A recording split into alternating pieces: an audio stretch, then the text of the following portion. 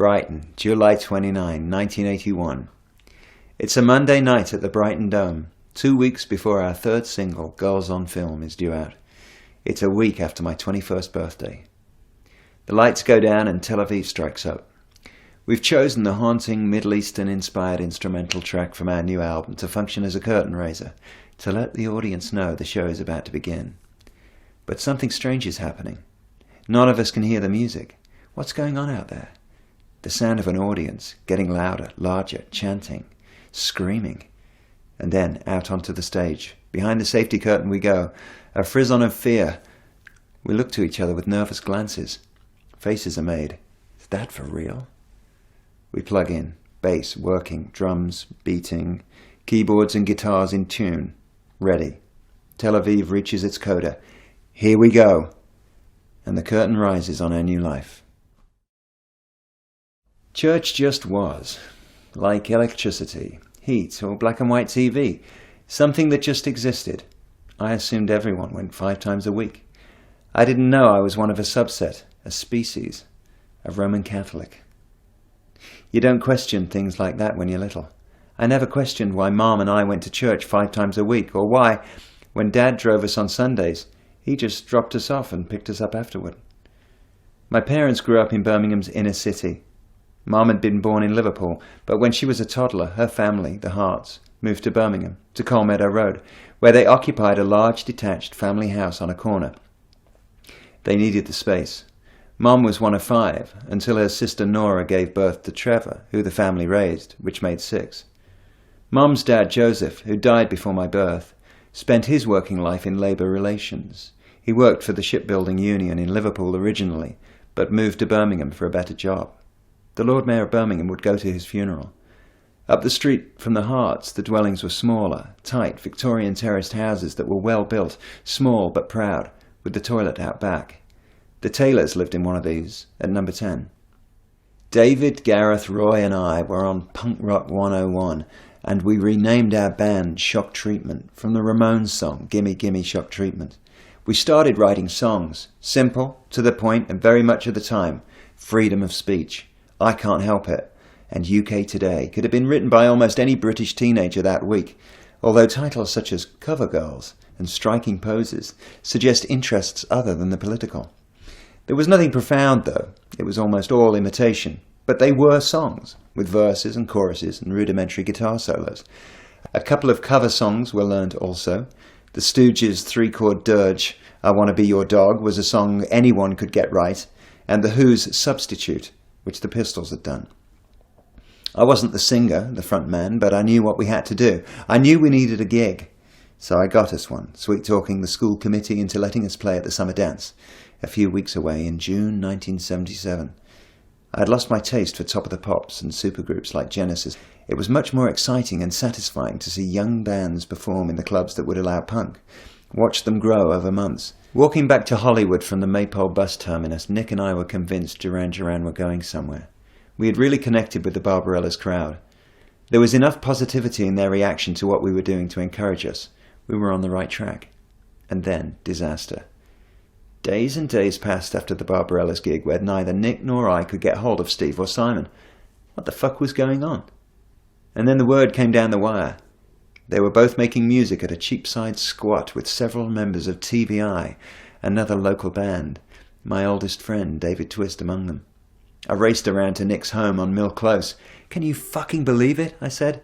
Wankers, retorted Nick. This was not a time to play Chartbuster. The stakes had gotten too high for that. We were distraught, but not destroyed. We were angry. Anger is good. One thing I discovered on tour in 1981 was that girls, in all languages, liked taking drugs with me. Even though I had a girlfriend back home, my horror of lonely hotel rooms meant I would go to any lengths to avoid sleeping in them alone. Coke, I was beginning to realize, was an effective insurance policy against that eventuality. I'd been a nerd at school. I wasn't a jock or an intellectual and had never had a regular girlfriend as a teenager. Now I only have to wink in a girl's direction in a hotel lobby, backstage or at a record company party, and I have company until the morning. So what's the problem, you might ask? Well, the trouble is, and I didn't figure this out until I was almost 40, that there is something about an intimate encounter of that nature with someone you barely know that jars against the spirit. You want it, but it doesn't feel quite right.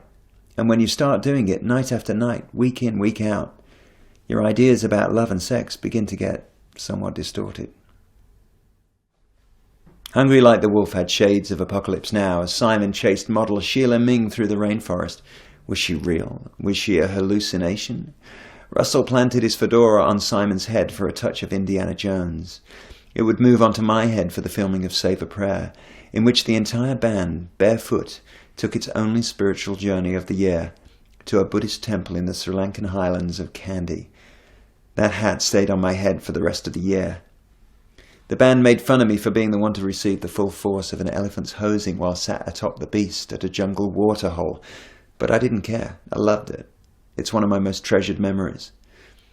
Andy had less happy memories. He developed a recurrent stomach bug after the trip to Sri Lanka, which he believed was a direct result of shooting that scene in the muddy water, and he blamed the Barrows for putting him there ever after.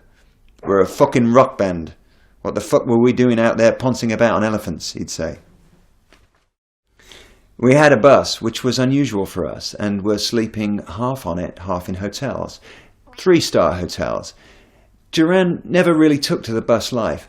Not that anyone ever said, "I don't like sleeping on a bus, let's not do it anymore." It was just another example of our collective consciousness. We tried it in Europe in '82 and never did it again. In truth, I wasn't getting much sleep. I was squeezed into one of the bus's eye-level bunks, mid-fuselage, with Paul and Mike Barrow's younger sister, Amanda. Is there any form of fornication less pleasant, less comfortable than at mid-afternoon on a rumbling old tour bus? Coffin sex, capsule sex, the smells of sweaty socks and diesel, no air.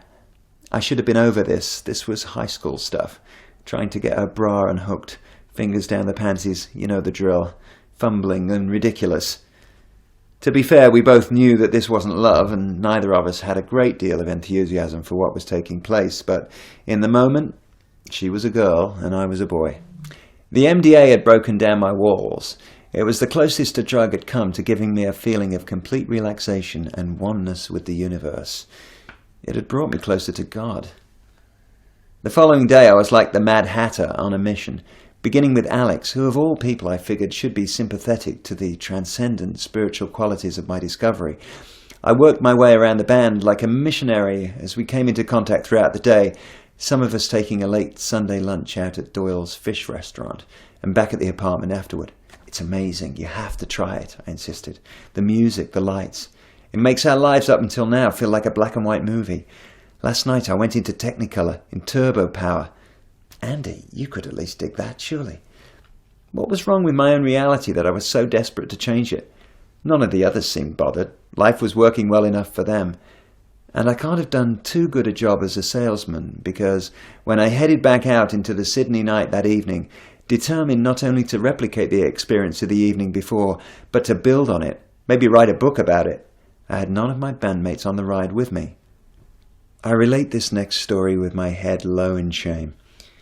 On arrival at the Florence Hotel, I spotted a delightful 18th century banquette with typically Florentine candy-striped cushioning that I thought would fit perfectly in the lobby of my London house.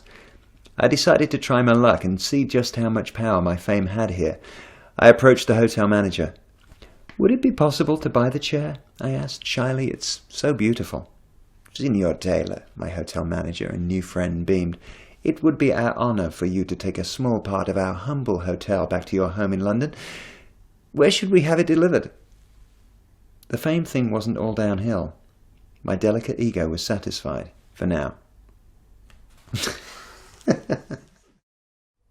I went up there and fed her the same old lines I'd been giving every therapist I'd ever seen. Poor me. And she saw right through it. I'll never forget what she said.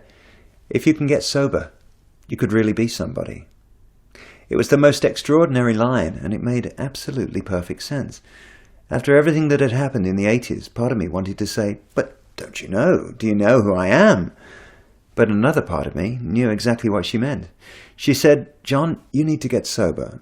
If I'm going to treat you, I need you to be clear and consistent. And while you're drinking and taking drugs, however frequently or infrequently, I cannot get at you.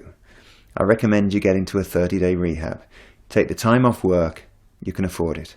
The best ones are in America. I will give you the names and numbers of a few places, and I suggest you go and call them right now. Because if you can get sober, then we can get at what the trouble is. I made a call to the Sierra Tucson Center in Arizona, and they said, we'll send you a package right away. Then I called Nick. I just met this woman, and she thinks I need to go into treatment. She thinks I'm one of those Betty Ford types. No, really? Do you think you have got that kind of problem? By the time I got home from those sessions, I realized I was going to need every skill, every tool, every bit of clarity and courage my sobriety had given me to get through it with my sanity intact. I'm sorry if I'm being a tease, but it's not my place to go into all the issues and problems we had. My friendships with all of my bandmates, future and past, are my highest priority.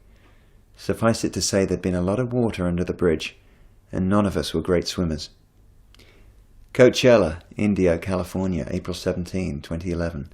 A perfect breeze causes my Buddha scarf to flutter. All the signs are good. We walk together up the ramp. The stage is set, the electronics are primed, the audience ready. Nick walks on first, in a black net snood borrowed from Lady Gaga. He walks across the stage and onto his riser, puts down his camera and touches the Andromeda synthesizer, from which issues forth a sample of the exact sound he used to begin our first single, Planet Earth, written and recorded over 30 years ago. My heart's pounding. There's no better time than this, where I'm about to take the stage and the future belongs to me. This is what the moment feels like as I walk out onto the stage one more time. Roger's drums kick in, an 8-bar count and I'm in with him, the galloping groove that started it all for me. 30,000 California kids, eyes and teeth smiling, cameras and cell phones popping, a million tiny seductions all at once. And the music never sounded better.